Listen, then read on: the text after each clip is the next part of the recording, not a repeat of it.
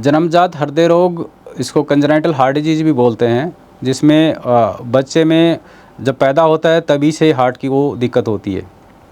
इसमें बहुत सारी बीमारियां होती हैं, जिसमें सबसे कॉमन होती है वो हार्ट के अंदर छेद होना, जिसमें हम ASD या VSD बोलते हैं, एट्रियल सेप्टल डिफेक्ट या वेंट्रिकुलर सेप्टल डिफेक्ट। हार्ट के जो 4 चैम्बर होते हैं उसमें 2 सेप्टम होते हैं, 2 दीवारें होती हैं जो उनको सेपरेट करती हैं। अगर वो उस सेप्टम में जो बीच में दीवार है उसके अंदर अगर छेद हो, वो पूरी नहीं हो, तो उसके कारण वो हार्ट के जो ऑक्सीजनेटेड और डीऑक्सीजनेटेड ब्लड, साफ़ और गंदा खून है, वो मिक्स हो जाता है, जिसके कारण मरीज़ को दिक्कत आती है, जिसमें मरीज़ को सांस फूलना या नीला पड़ जाना, ऐसी चीज़ें होती हैं। अगर हार्ट में छेद है, उसको इलाज संभव होता है, और उसका इलाज अगर टाइम से करते हैं तो उनकी उम्र लगभग बाकी लोगों की जितनी होती है वो बिल्कुल ठीक हो जाते हैं। उसमें जो इलाज में जैसे बिना चीर-फाड़ के इलाज होते हैं, जिसको डिवाइस लगा के हम उस वाल्व को ठीक कर सकते हैं। और अगर वाल्व छेद ज़्यादा बड़ा है, या छेद ऐसी जगह है जहां डिवाइस नहीं लग सकती, या छेद के साथ में और भी दिक्कतें आ रही हैं, जैसे जो नसें हैं वो कई बारी सिकुड़ी हुई होती हैं, या फिर नसें जहां जिस पोजीशन में होनी चाहिए वहाँ नहीं है, तो फिर उसमें ओपन हार्ट सर्जरी करनी पड़ती है। बाकी कंजेनाइटल हार्ट डिजीज़ में जैसे जो हार्ट वाल्व हैं वो सिकड़े हुए हों, ये भी उसके अंदर आते हैं, जिसमें हम बलून करके उसको वाल्व को खोल सकते हैं।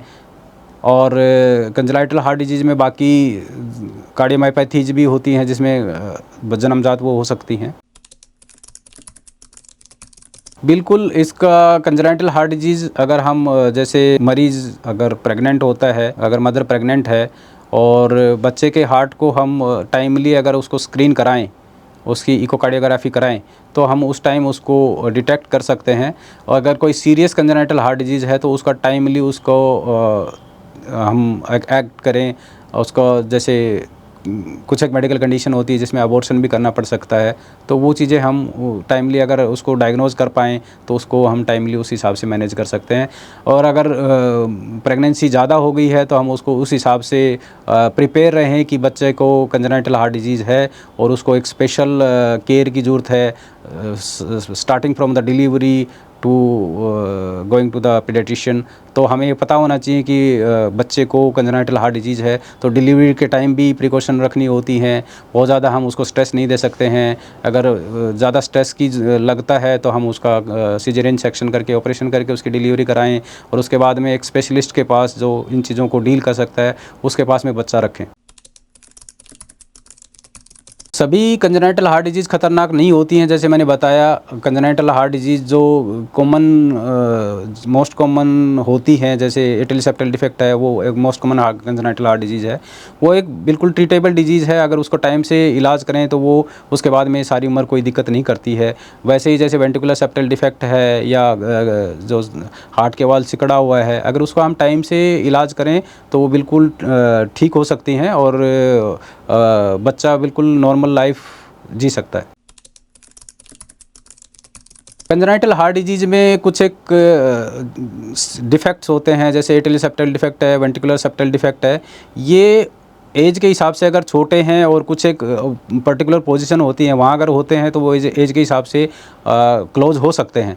अगर यूजुअली हम 2 to 3 ईयर्स तक वेट करते हैं कि ये अपने आप क्लोज हो जाएं। अगर 2 to 3 ईयर्स तक क्लोज नहीं होते हैं तो उसके बाद में उनको हमें क्लोज सर्जिकली या डिवाइस लगा के उसको क्लोज करना चाहिए। कंजेनाइटल हार्ट डिजीज़ में जेनेटिक्स जो शरीर माँ बाप से मिलता है वो एक रोल प्ले करता है। दूसरा जो एक इम्पोर्टेंट चीज़ है जिसको हमें ध्यान में रखना चाहिए, वो है माँ बाप की एज। जब बच्चा पेट में होता है उस टाइम माँ और बाप की एज कितनी है।